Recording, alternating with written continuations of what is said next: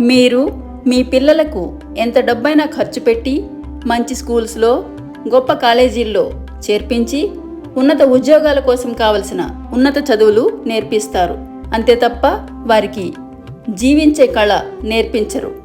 కాబట్టి వారు జీవించడం ఎలా, సమస్యలను పరిష్కరించుకోవడం ఎలా, కష్టాలను ఎదుర్కోవడం ఎలా, ఆయా సందర్భాల్లో నిర్ణయాలు తీసుకోవడం ఎలా అనే విషయాలు తెలియక వారి జీవితాలు ఫెయిల్ అవుతున్నాయి. వారు సరియైన నిర్ణయాలు తీసుకునేందుకు, సమస్యలను పరిష్కరించుకునేందుకు, కష్టాలను ఎదుర్కొనేందుకు కావలసిన శక్తి కోసం ప్రతి తల్లిదండ్రులు కూడా బాధ్యతగా ధ్యానం నేర్పించాలి. శాకాహారాన్ని అలవాటు చేయాలి.